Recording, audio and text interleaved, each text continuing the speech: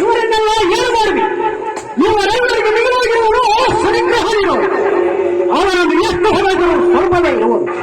ಅವರು ಯಾರ ಮೇಲೆ ಅನುಗ್ರಹ ಮಾಡುವರು, ಅವರಿಗೆ ಎಲ್ಲ ಮಾರ್ಗಗಳು ಸುಲಭವಾಗುವು. ಇವನ ಪ್ರತಾಪವು ಇತರ ಗ್ರಹಗಳ ಮೇಲೆಯೂ ಅಷ್ಟದಿಕ್ಪಾಲುಗಳ ಮೇಲೆಯೂ ನಡೆಯುವುದು. ಇವರ ಜನ್ಮಕ್ಕೆ ಬಂದ ಕೂಡಲೇ ಇವರ ದೃಷ್ಟಿ ಅವರ ತಂದೆಯ ಮೇಲಾಗಿತ್ತು. ಆಕೆ ಅವನ ಸರ್ವಾಂಗಕ್ಕೆ ಕುಷ್ಠರೋಗವಾಯಿತು. ಸಾರಥಿ ಹೋಗಲಾಗದು. ರಥಾಶ್ವಗಳು ಕೂಡ ಎಷ್ಟು ಉಪಾಯ ಮಾಡಿದರೂ ನೆಟ್ಟದಾಗಲಿಲ್ಲ.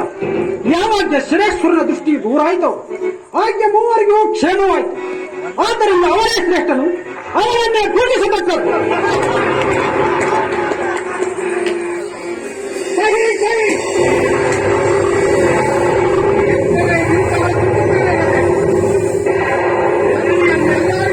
ಭಂಗಪಡಿಸುವ ಮಗನು ಅವನು ಹುಟ್ಟುವುದಕ್ಕಿಂತ ಹುಟ್ಟದಿದ್ದರೆ ಏನಾಗುತ್ತಿತ್ತು?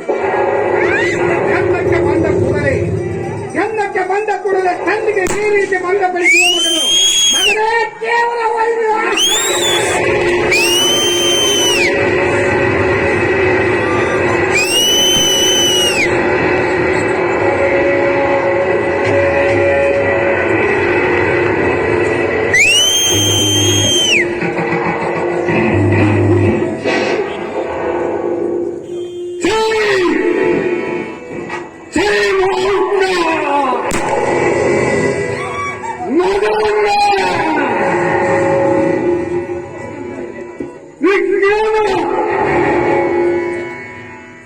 ವ್ಯಕ್ತವಾಗಿ ನನ್ನ ನಿಂದೆಯನ್ನು ಮಾಡಿ ನನ್ನ ಮಹರ್ಷಮ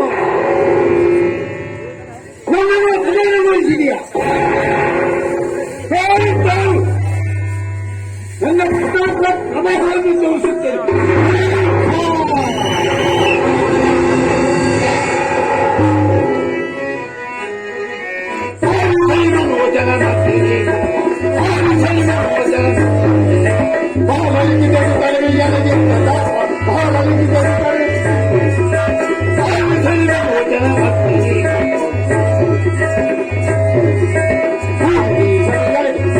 ಮಹೋತ್ಸವನು